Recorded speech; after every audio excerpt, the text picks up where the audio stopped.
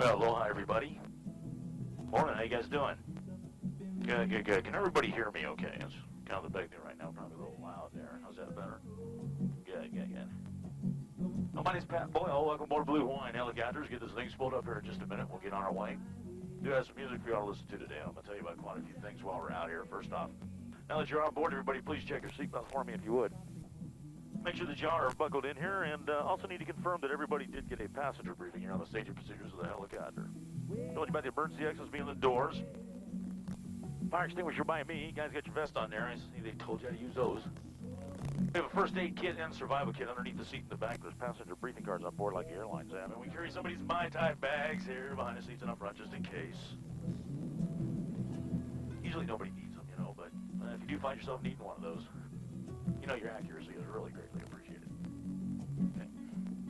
And the rest of it's just don't smoke and don't get out. Covers everything else.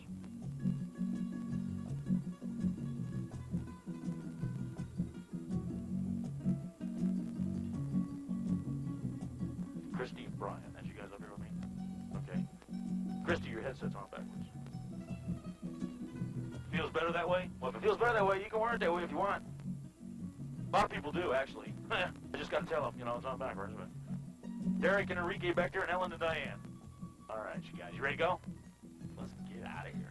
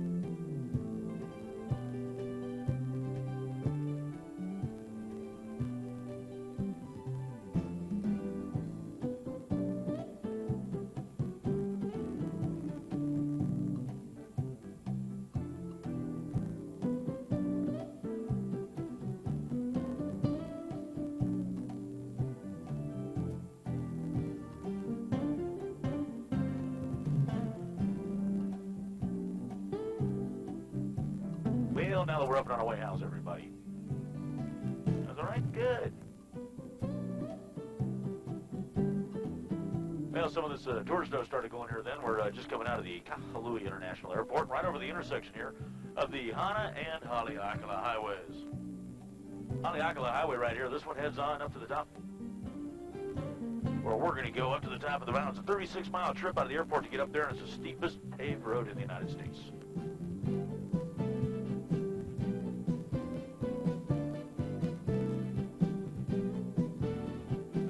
Central Maui Valley, climbing up over.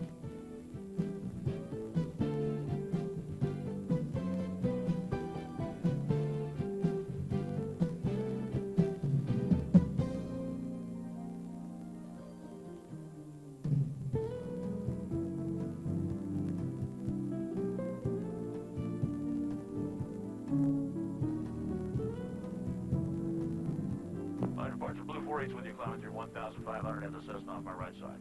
Blue 48, departure, radar contact. Blue 48. This is the Central Maui Valley that we're over, and this was all created when Mauna Hawaii, the West Maui Mountains back there, was an active volcano dumping down lava everywhere, and Haleakala that we're heading to over here was doing the same thing. It all joined up out here in the middle and created one island. Now this Central Valley out here, this is why Maui is known as the Valley Isle. All the green stuff underneath this, it kind of looks like corn up here in the air. This is all sugarcane. Largest sugar plantation in the state of Hawaii. 40,000 acres spread out through here of sugarcane. All little ponds you see around everywhere, the sole purpose of all these reservoirs is to supply irrigating water to all the sugarcane fields around here.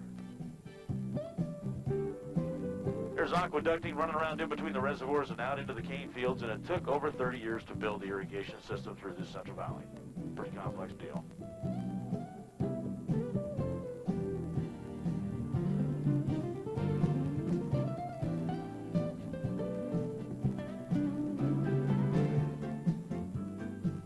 Sugarcane, it still accounts for over 3/4 of the annual agricultural income for the state of Hawaii. Since the climate stays the same all year round here, they grow the sugarcane right on around the calendar. Now, it does take between 16 and 18 months from the time they plant the sugarcane to harvest time. At harvest time, they come on into the dried out sugarcane fields here and they set them on fire. Actually do come in, they torch them off, burn away all the foliage, and then come in with bulldozers. Bulldoze the sugarcane stalks into piles, get them loaded on trucks, head on down to the sugar mills, and start the process of refining into raw sugar. From there, the raw sugar is then transported over to the mainland, and it goes through further refining into the table sugar that we use. Now, a little trivia here about sugarcane to take back with you if you'd like is that it takes right at 3 feet of one sugarcane stalk to make a cube of sugar. And also, it's a real good thing. There's no problem with water really anywhere throughout the islands for the fact that it does require 1 ton of water just to produce 1 pound of raw sugar.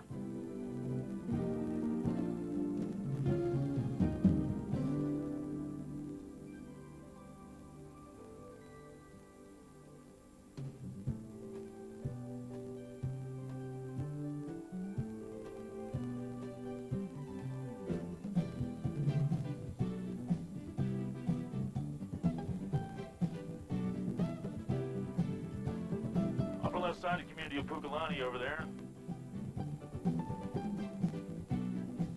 Nice golf course under Pukalani, and then across the Haleakala Highway, the other community over there is Makawao.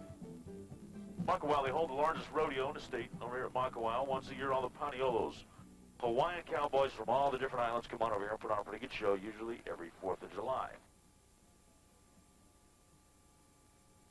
Off our left front out here, we have the Kula district.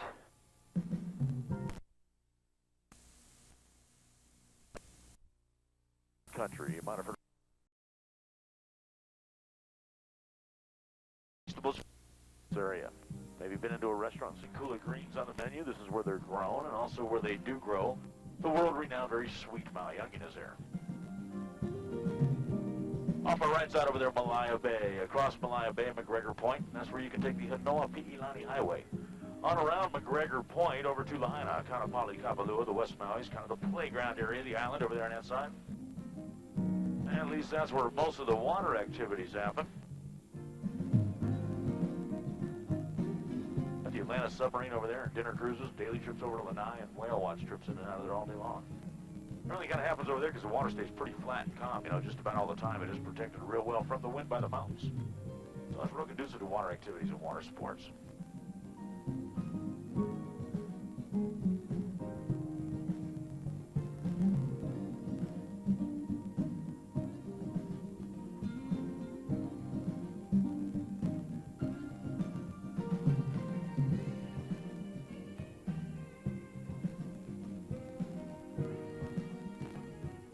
Sort of leaving the sugarcane and over more of a desert environment underneath us here. We do get a few variations in rainfall around the island. Now, Monica, Hawaii, and West Maui's back there behind us. That's the second wettest spot on Earth, and they receive an annual average of about 400 inches of rain every year. Now, the wettest spot on Earth is over on the island of Kauai. There's a place over there called Waialeale. It's about 460. Going to be into the Hana rainforest in just a little bit, and they see 350. And then we get over here to this hot, dry south side of the island. Poor old Kihei out here only sees about 10 to 15 inches of rain a year on the side. Not very much. Actually, there's about 9 different climates can be found around the island of Maui. So depending on what type of climate you're used to, or, well, maybe you'd kind of like to get used to, you could probably find it here somewhere. Just build a house, you know, pretty much have it made.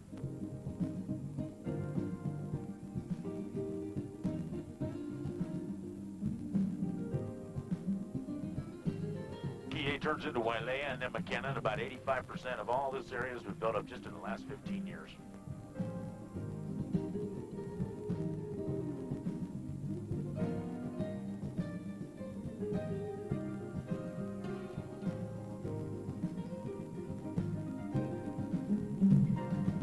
Kind of seems like everything's sort of shooting on down around the corner. You know, it's going to be all solid resorts all around someday if it keeps going.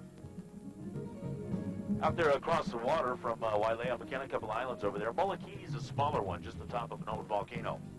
Now rated as one of the top 10 snorkel and scuba spots in the world. Most of the dive trips head out in the morning. Out of Malaya Harbor, they go over there where the water's real flat and calm, and the sun's shining real bright. Jump in the water over there, and you can dive anywhere from 10 feet down to 100 feet. Visibility is pretty amazing, too. Actually, see underwater over there at distances 150 to 200 feet underwater. It gets that clear.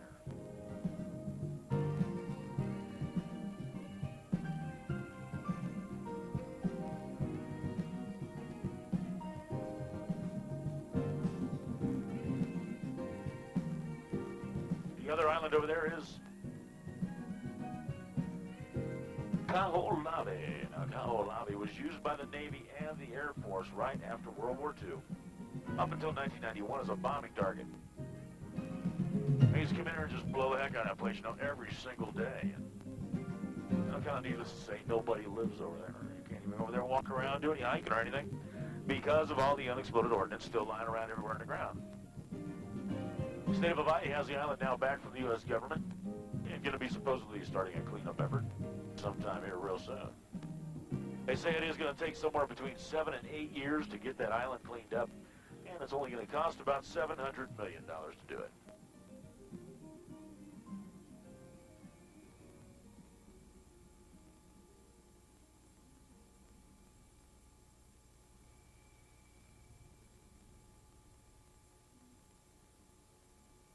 Well, that's a road.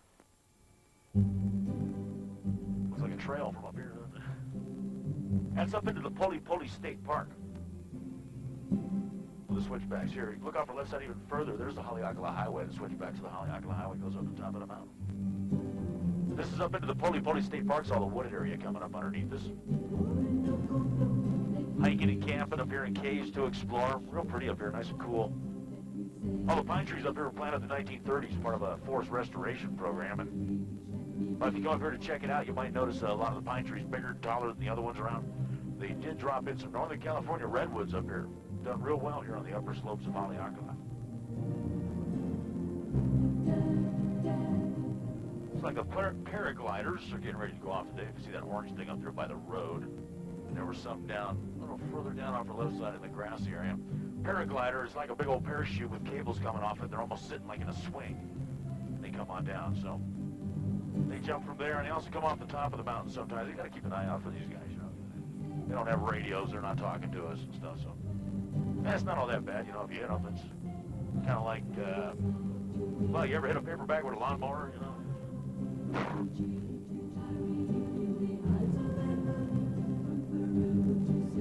Off the right side over here, the whole end of the Haleakala Mountain. Now, the pasture land down there is all the Ulupalakua Ranch, largest ranch on Maui. 26,000 acres. They raise cattle and sheep out here and even have quite a few hundred head of elk. Now, they brought in about 40 elk out here back in the mid-'80s just for breeding purposes, and, well, they've done pretty well. There's over 200 out here now. It's still growing. Also out here on the Ulupalakua Ranch is the Tedeschi Winery, the only winery in the state of Hawaii. They do have the Tedeschi vineyards down here, grow their own grapes and make their own wine. Make you Maui blush. Maui Splash is a passion fruit. Maui Blanc is a unique pineapple wine. A couple of reds, Ulupalakua Red, Plantation Red, and some champagne.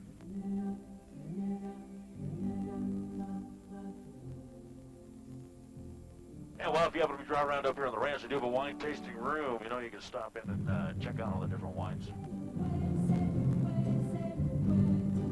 And if you're not really a wine or champagne person, and you still might want to buy a bottle or two anyway, take home with you, because Tedeschi's put some pretty cool looking labels on their bottles anyway. Nice place, Tedeschi Vineyard.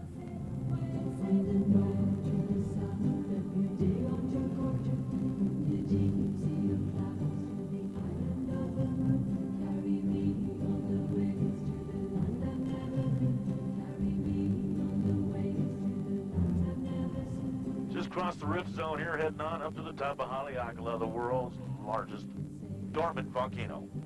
Dormant means she's just kind of snoozing right now, sleeping. Geologists figure a dormant volcano is probably going to erupt again one of these days. They just really don't think that Haleakala is going to go off again during our lifetime. Now, the last eruptions of Haleakala took place in 1791 along the South Rift Zone up here by the summit, which is just off our left side, and also off our right side down by the shoreline. Magma was flowing down through tubes, which is considered to be magma until it reaches the surface, then it's lava. It was flowing through tubes, it did resurface, flowing off into the ocean, adding more land here.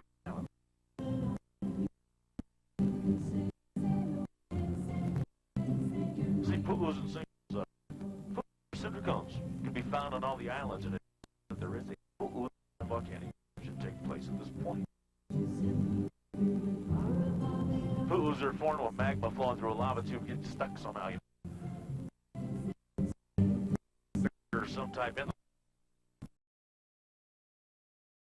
magma starts building up pressure inside. Now, for the path of least resistance, usually a week in a lava tube, or crack or something, you know, and it erupted that right there, sending lava and cinder flying up into the air this cone. After a while, when the obstruction's gone,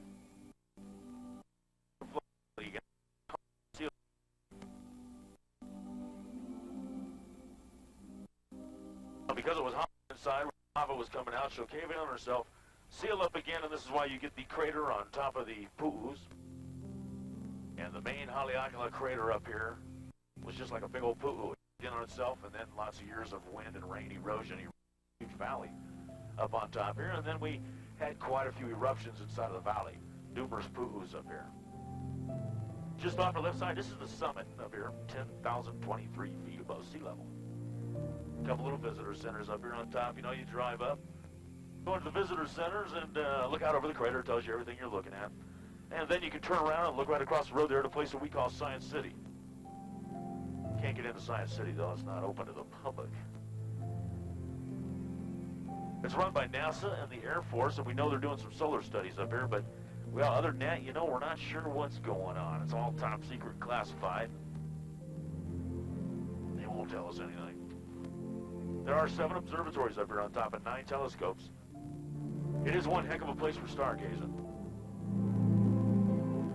At night, the skies open up real clear here.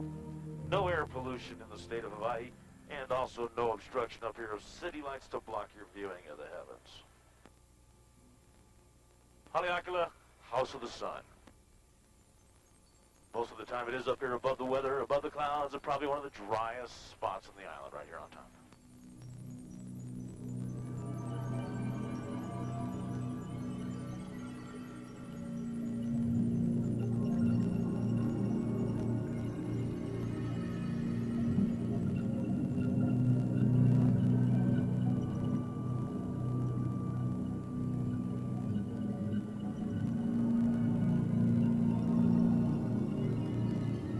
Crater over here is 2.5 miles across, 7.5 miles long. The circumference of the rim is 21 miles around. She's over 3,000 feet deep and 19 square miles in her on the floor of the crater. It's said that the entire island of Manhattan could actually fit right down here inside the Haleakala crater. She's that big.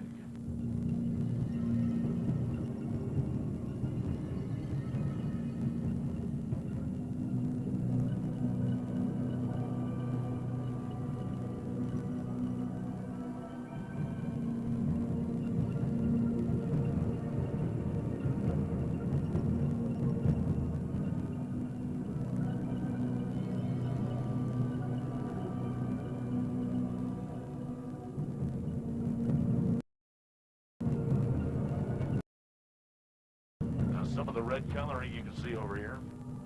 This is the iron ore color.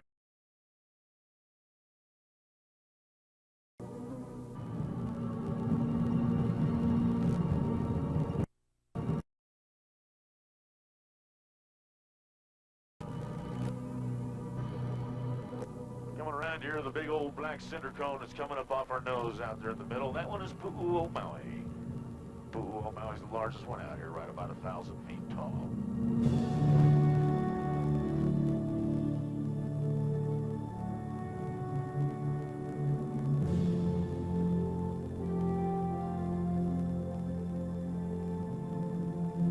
There's over 30 miles of hiking trails down in this crater. Yeah, it's an awful lot of walking to do. If you would like to come down in here and check it out, you know, but you don't want to do that much hiking, there's a company up here called the Pony Express. They do tours down into this crater on horseback.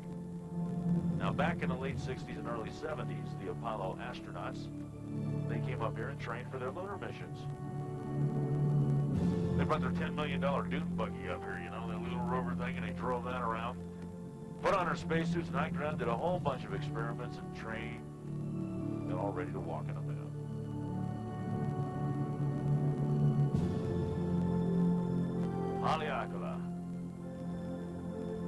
House of the Sun.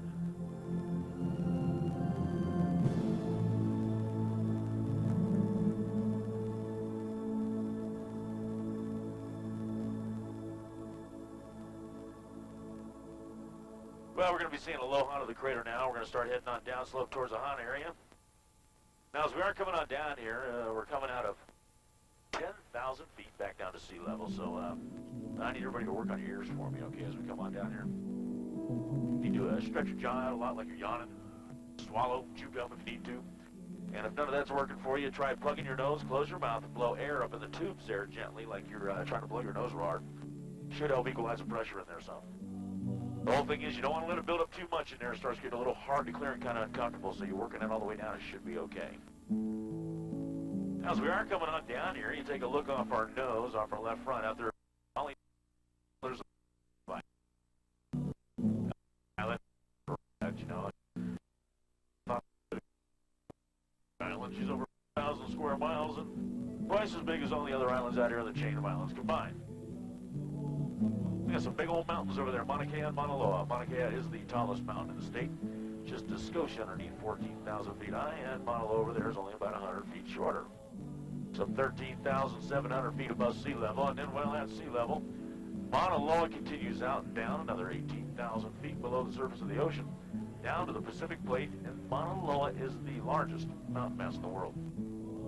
10,000 cubic miles of land mass. She is bigger than Mount McKinley or Mount Everest ever even thought of being. Over there on the most active over there. Kilauea has been pumping out lava now mostly for the last 15 years. And well, if you're thinking about making a trip over there to the Big Island, maybe you're going to go take a look at the Kilauea volcano. Blue Hawaiian helicopters, we do have an operation over there in Hilo, and one in Waikoloa on the Kohala Coast side of the Big Island, and be more than happy to take you on a flight around the Kilauea volcano. If you are interested in maybe doing something like that, well, you can check with the girls at the office, you know, when you get back from this flight. They can help take care of the arrangements for you right here on Maui if you'd like to. Now, well, if you ever do get a chance to go see that volcano, I've done a lot of flying over there in the last 10 years that I've been on these islands, and, well, it is pretty incredible watching Mother Nature at work over there with that volcano. All the surface flows happening, lava flowing off into the ocean, and skylights everywhere, too. Also call them glow holes, you know, the lava opens up on the surface, and you look straight down into a lava tube and see a river of magma flowing through there, about 35 miles an hour. Pretty awesome sight.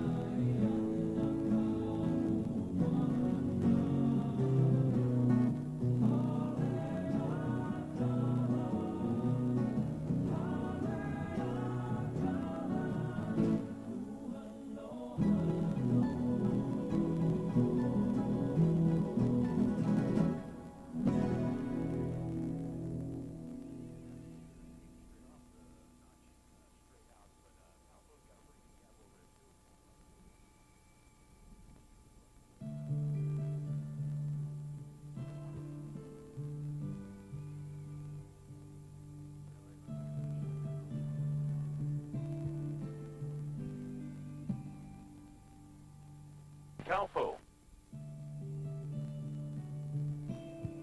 This is the largest lava flow in the state of Hawaii when it happened. Haleakala opened up her mouth and let go of a shot of lava, a mile and a half across at one time. Huge lava flow. Came on down here. This is why we call this little community here Kaupo that we're over. This is the downtown section just off our left side here. Downtown Kaupo.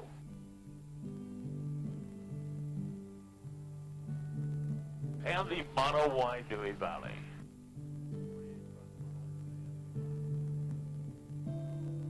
See how the vegetation changes almost instantly here from one side of this valley to the other?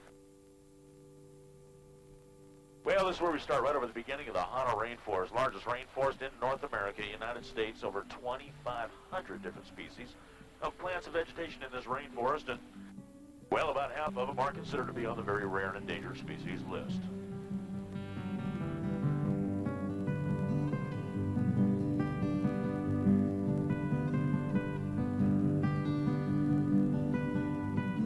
quite a few types of vegetation in here. Really can't be found anywhere else in the world except right here, this Hana rainforest on Maui.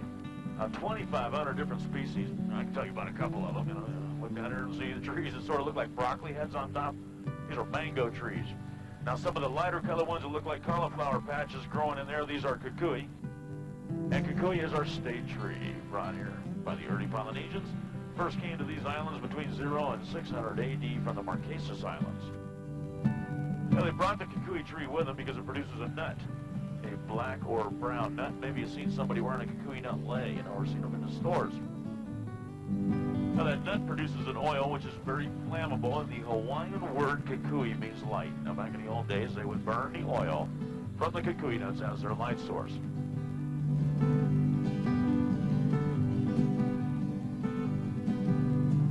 Strong enough, the early Polynesian guys would put together a whole bunch of kukui nuts on the end of bamboo, and they'd head out in their outriggers, you know, their dugout canoes, and it would be bright enough for them to go out and do some night fishing with. Also, the makai nana, which were the commoners, they would string together the kukui nuts in the form of a lei. And then they would be presented to the alii, which are the chiefs and royalty, as a show of respect.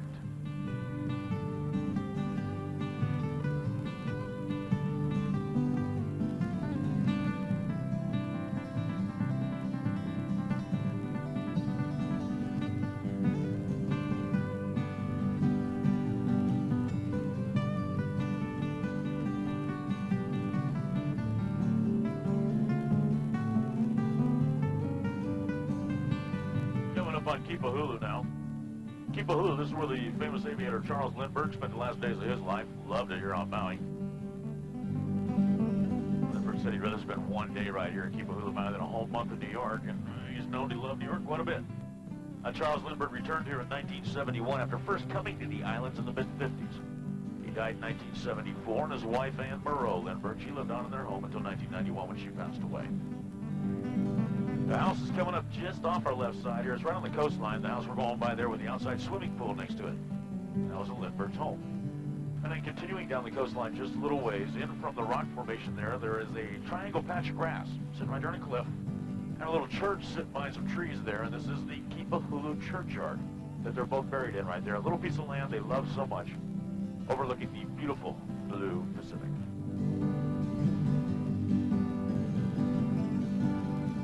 Next, we are coming up on the 7 sacred pools area, which, well, actually, there's nothing really sacred about them at all. You know, it's just kind of a name put to them a long time ago to get more people to come out here and enjoy them, which a lot of people do, and it's no longer called the 7 sacred pools area. How's your shirt doing over there, Brian? Soaked down yet? Yeah.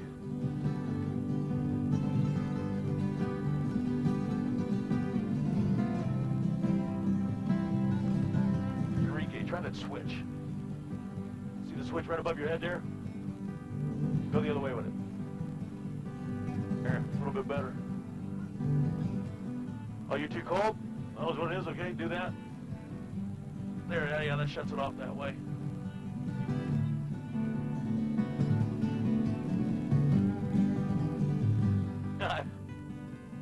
No problem, don't worry about it.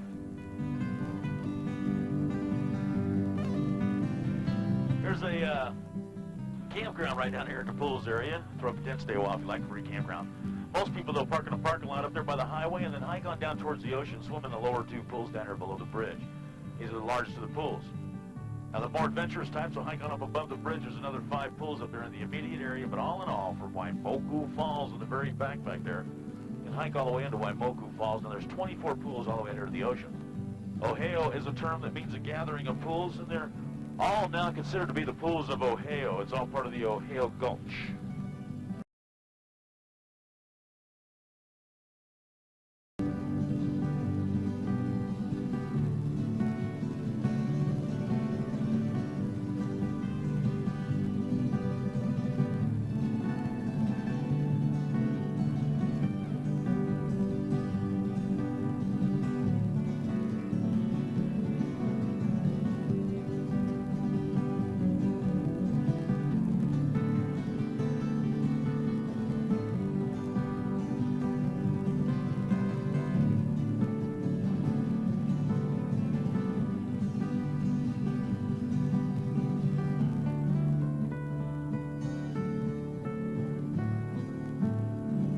right here off the end of the Waihoi Valley. There's a lot of different shades of green that run up through the Waihoi, caused mainly by the variety of fern that's on the ground everywhere.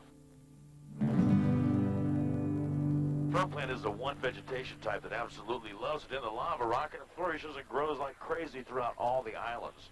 There's over 126 different species of fern plant here in the state of Hawaii. It takes quite a while, though, for lava rock, to cool down and then break down into mineral state soil where it can support life and vegetation. But once it does kick off and get going, as you can tell everywhere around us, it just goes kind of nuts. And the vegetation grows extremely thick on each one of the Hawaiian islands.